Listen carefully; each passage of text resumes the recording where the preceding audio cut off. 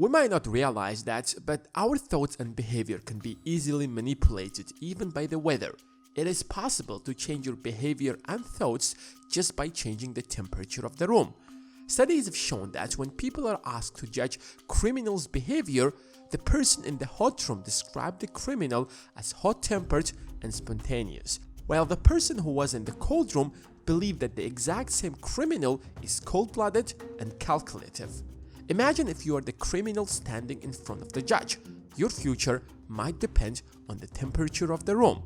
But that's not the only way to manipulate us. Companies and politicians have been trying to discover ways to manipulate us since the beginning of our existence. Businesses spend billions of dollars every single year to study our behavior to find more effective ways to manipulate us to buy their products, vote for them, or benefit them in any way. So let's try to find out how companies and politicians are manipulating us to make more money. What strategies are they using to fill their pockets at the expense of our ignorance? If you're ready, give this video a thumbs up and let's start with the first one. Monetize emotions.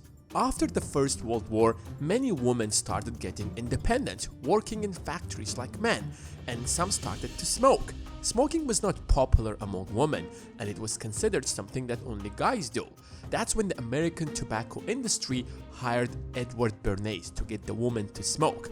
Before him, advertising was simple. When advertising a car, the seller talks about the characteristics of the car such as speed, reliability, and efficiency, and did not brainwash the young people of what a great man you become when you drive Aston Martin. No one has even thought that it's possible to manipulate the kids so that they manipulate their parents.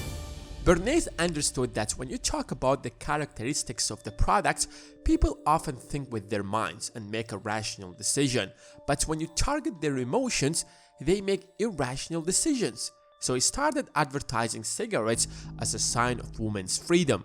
He took advantage of the feminist movement. He hired the women and organized rallies where these women had to smoke. They would say, "Woman, light another torch of freedom." The media quickly spread the word, and smoking became the symbol of freedom for women. But Bernays did not stop there. He started advertising that on newspapers, radios, and everywhere else. This strategy might seem too simple to work, but over the next few decades, 1/3 of American women started to smoke.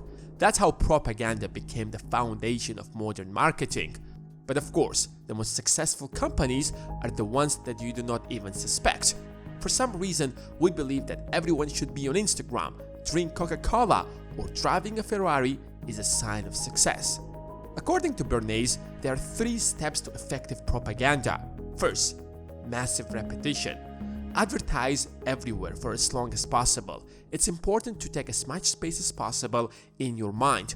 That's why you don't have to look for propaganda. It's already discussed by the people around you. The second step is to convince that you are a smart, intelligent person who makes decisions independently. Because the moment you realize that someone else is pushing you to do something, you will do otherwise. The final step is emotional association. Apple associates its products always with family, happiness, and success. So owning an Apple product means that you are cool and successful. That's why most people will not realize that they are under manipulation. They will give you a million reasons why that handbag is worth $10,000. Number 2, lock you into 2 false options. Have you ever wondered how people in power manipulate the masses? Imagine we have some kind of truth and false. Your job is to remove the truth from the sphere of the view of the persons that you're trying to manipulate. You don't necessarily have to get rid of it. You can simply distract people from it by drawing their attention to something else. But humans naturally search and analyze. If you leave someone with a lie, the human mind will find an alternative. But when you separate the lie into 2 parts, everything changes. The human mind starts thinking that one of them is the truth, so it chooses the best option and calms down, thinking that he has found the truth when in reality, that's just another lie. For example, we are told we either get rid of immigrants and get back our jobs or keep them and stay unemployed. The choice is yours. But they don't tell you that you can have both of them. They push your mind to choose between 2 false solutions. If someone falls under this kind of manipulation, he would not ask himself, why does he has to choose? You're told socialism or capitalism, but none of these systems can exist without the other. They say you can either try to get rich but be unhappy, or stay average and be happy, because eventually money can't buy happiness. But they don't tell you that you can be super rich and super happy at the same time. This is often done through 3 steps. First, artificially create a problem that attracts attention. The bad guys on the other side of the world want to nuke us. If we don't do something, we will be destroyed. This noise distracts people. The problem might be real, but it's often widely exaggerated. Then we're given 2 solutions. We either live in peace, but under the threats, or attack that country and solve the problem. Finally, come up with 2 small groups of people who will generate a lot of noise. One that passionately supports the war, while the other that promotes peace, and that will divide the entire society. But none of these options are good for the society, they just benefit the politicians and their friends. This method is often used to distract people from real problems, but also as a marketing strategy. Corporations artificially create problems to make some noise and draw attention to their products to boost sales. Number 3. Manipulate your environment. If you have ever been in hypermarkets such as Walmart, you probably realize that it doesn't have windows, and that's not by accident. They don't want you to have a clue of what period of the day it is, so that you spend more time in the store. When you're outside, you notice that it's already evening, for example. It's time to go home, but inside the mall, it feels the same. Yes, of course, you can pull out your phone and check out the time, but what if your phone runs out of battery? Try looking around to find a clock. You won't. They even purposefully set the time incorrectly on the gadgets that are on display, in case if you check them out. Everything is designed in such a way that you forget about the time. Number 4. Manipulate your behavior. You probably think that the video cameras in the stores exist to prevent theft. That is true, but they're also used to analyze customer behavior. They want to know how much time do you spend with each product to understand your behavior and come up with a more effective strategy. That's why with Amazon Go, it will be way easier to predict your behavior. They've already analyzed your height, for example, and carefully placed the most expensive items at your eye level so that you come across them first.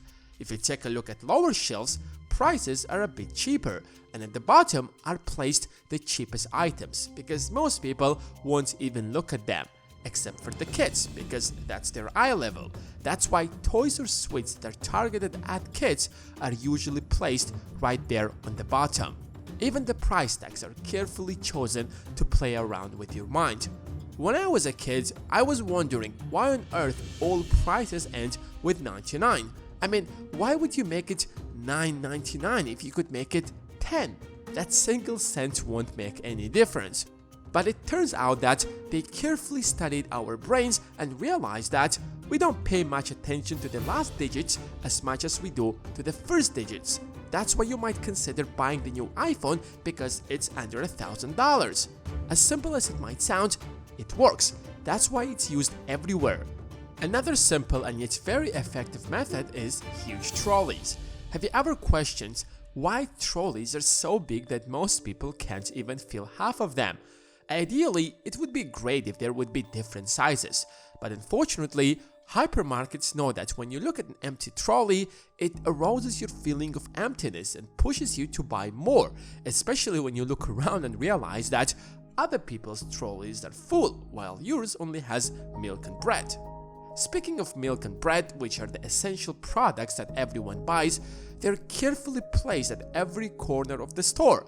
Milk is in one corner, eggs on the other, while bread is on a completely opposite side. And that's not by accident. They want you to walk around the store and buy all the amazing things they have. And the worst part of it is that they frequently change the location of eggs, for example.